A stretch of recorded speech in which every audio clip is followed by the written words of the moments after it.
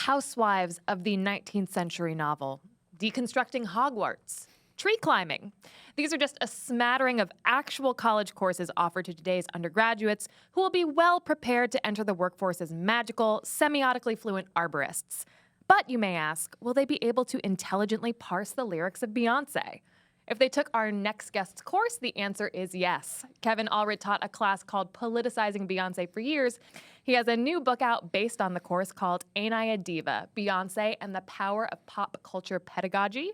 And we're happy it brings him to Woman to BK. Welcome, Kevin. Thank you. Thank you for having me. So talk to me about the inception of this course, Politicizing Beyonce. You started teaching it in 2010, is that right? Yeah, 2010.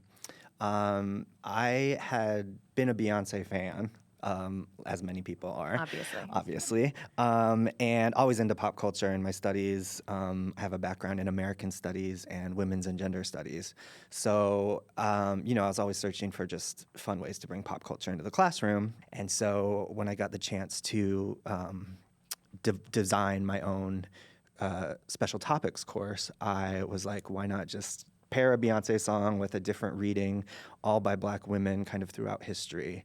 So this isn't like a historical, biographical look at Beyonce, the person. This is sort of an opportunity to read the works of Black feminist writers through the lens of Beyonce. Is that right? Yeah, exactly. In fact, one of the things I tell everyone on the first day is, like, we're not looking at her as a person. We don't know the things that are going on in her private life. She is inscrutable. How could we know anything? Right, of any celebrity, really. She's the one that guards her privacy so carefully. And so, what can we read politically as a stand-in for other things that are happening in the world? Not gossip about, what happened in the elevator with Solange and Jay-Z and all of that. I'm more interested in what does it represent. Like, when you look at any kind of art, people take a class on Shakespeare. What do these characters represent? How can we apply it to this or that? That's what I want to do with Beyonce. What does it say about the society and the time period in which it was written? Yes.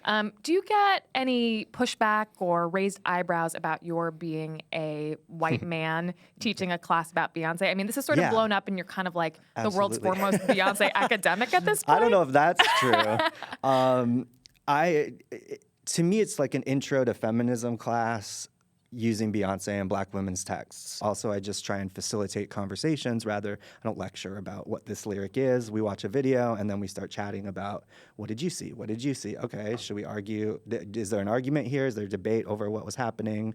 How might this piece by Angela Davis bring up a similar theme that this video brings up? Those kinds of things. So I'm always trying to check myself, my own position in that, which is hard, and I might not do it correctly all the time, but I try really hard to do that. So take us back to 2010. What was happening in the Beyonce verse at that time? Well, 2010 is kind of like, it's kind of a lull in the Beyonce universe because her 3 solo albums were out. So I Am Sasha Fierce had come out in 2008. And 4 was about to come out, but we didn't know that yet. So it was a lot less material to work with. I didn't use her first solo album because it felt like she didn't have as much control over that one. So I really wanted to, looking at her as an artist, focus the aspect of her control and intent, that she was making these really meticulous pieces with layers and visuals. The visuals were a huge part of what we're looking at, not just lyrics. It was an interesting time because then she comes out. I'm saying at that point, Beyonce is a feminist. We should take her as a feminist. And then a few years later, Beyonce is like sampling Chimamanda Ngozi Adichie with a speech on feminism, and it's like, whoa. There was we were saying that. So let's keep going and seeing what's happening with her. And she's progressed in these incredible ways. We all know. I think Beyonce infuses a lot of, she highlights intersectionality, and she highlights race and gender and class and sexuality and all of these things. We have Lemonade coming out, which is this like manifesto, epic tale of, on the personal side, it can be infidelity, but on the political side, we can read it as about the idea of Black women as citizens of America with a broken promise. It's been really exciting as a Beyonce fan to watch her personal evolution. And I don't mean this in a condescending way, but to sort of watch her embrace intersectionality and go from the sort of like, you know, confectionery Destiny's Child pop star to somebody who is using these very complex images of like the Black Madonna and, you know, Black Panthers and Daughters of the Dust in her work. And certainly with Homecoming, where she drops all those quotes, you know, she probably has read pieces by them, if not more than just where those quotes come from. Her academic practice mirrors her artistic practice. One of the key things about Beyonce is that she releases tracks or albums or videos whenever the fuck she wants. Has this ever really screwed up your syllabus? Like, did Lemonade drop in the middle of an academic semester and you were like, oh God? I don't believe I was teaching the class when Lemonade dropped, but I had written a whole version of the book that I had like submitted, and then Lemonade came out. Oh no! And it was like, it was both an oh no and a like, oh my God, this is so cool, but mixed emotions. Sure. It rearranges the syllabus all the time, and the book is told like as the most current version of the syllabus was as I wrote it, and Lemonade had moved around in different ways. Now, as in the book, it's published, so I can't change it. Right. But Lemonade is the first thing that happens, and then it goes back and kind of tries to tease out the same themes from her earlier music. It works in multiple different ways, and that's kind of what I love about her work that I can't necessarily say for the majority of artists, but that there's so many different interpretations. It's not just one thing. You can make a million different stories out of the Beyonce catalog. Right. I want to come back to the book. Give us the name again. Ain't I a Diva? Beyonce and the Power of Pop Culture Pedagogy. And people can find this just like in normal bookstores, or do they have to go to like academic bookstores? No. It's published with the Feminist Press, which is kind of a in-between academic and popular press, which is perfect because that's exactly what I wanted the book to be, in between popular and academic. And I wanted anyone to be able to read it and understand it without having to, you know, pull out the dictionary and learn new academic terms, but also still learn about all these authors and then kind of leave the seeds for them to go and then read the work by all the Black women that I cite in the book. Just like the syllabus, I only cite Black women in the book.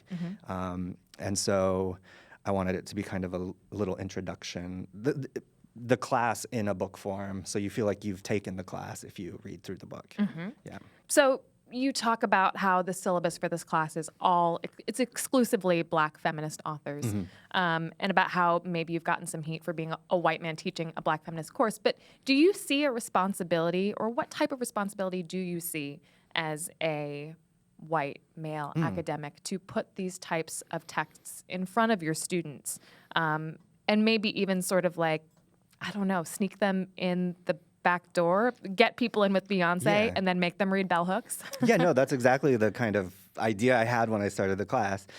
Not that you should need the Beyonce sneaking, but like, you know, for college students who have a million things to do that might not otherwise come across these texts. But I think I have a responsibility as a white man with some privileges, or you know, who had a class, to put those voices on the syllabus, because they're underrepresented and marginalized in so many ways. I think everyone, no matter what your identity is, needs to read Black feminist literature, because you can still advocate a Black feminist politics without being a Black woman. But you know, once the issues that affect Black women are addressed, it radiates out and affects others' freedoms, versus, you know, dealing with the most privilege and then like working your way down, which is what we've done so far, and it hasn't worked out great for most people. It reminds me a little bit of this show that's currently on Broadway called What the Constitution Means to Me. And it's this one-woman show by a straight, cis, white woman. And it's called What the Constitution Means to Me. So you get people going to the show who think that they're like, I don't know, gonna get like a like funny, lighthearted romp by this nice white lady about constitutionality. And it actually is about misogyny and cycles of abuse and violence. And it makes me feel like people who go to that are actually the people who need to Yeah. hear that message the most, and they're Yeah. hearing it from like a friendly face. Yeah. As opposed to, if she called it, if it were a one-woman show by a black woman and it was called We Need to Talk About the Patriarchy. Like, no one's going to see that Gonna go show who see it. isn't already, Yeah. progressive. Yeah, and it sucks that that's the reality, but it's also one way you can reach out and reach a certain segment of the audience that might not otherwise be open to as much, and then you just kind of gradually show them, and it's like, yeah, okay. And then I want to pass people off and say, read these books, go take a class by a black woman, go do all of that. It's not like I'm not the replacement for any of that by any means, but it's just a foot in the door. I'm curious about what it is about black feminist theorists and thinkers that spoke to you specifically, somebody who is not a black woman. Right. So I'm from Utah originally. I grew up Mormon. I'm gay. I was always dealing with these feelings of not fitting in where I was growing up, and issues like that feeling different from society or cast out from society, or I didn't have the word discriminated against at the time, but those were the things I gravitated towards in black women's writing, those same issues. I think, you don't have to have the same experience to know what it feels to empathize. Experience might not be the same, but the underlying feeling of the experience maybe is something that is the same between everyone. They just felt like they represented the world in a truer way than all of the other stuff I was reading and feeling as I grew up. So it's kind of an unlikely pairing, but it's the books I found in the library and really fell in love with. And maybe I'll close out by asking, is there another pop artist or even just like pop culture figure who you think deserves a class? If you were to put together another like special seminar, who would you want to focus on? Janelle Monáe has a lot of interesting sci-fi, this whole storyline that is intense and you can analyze over and over, I think. Sort of like a queer Afrofuturism vibe. Yeah, of course. She's someone out there. There's other people. If I went back in time, I would do another class around Janet Jackson.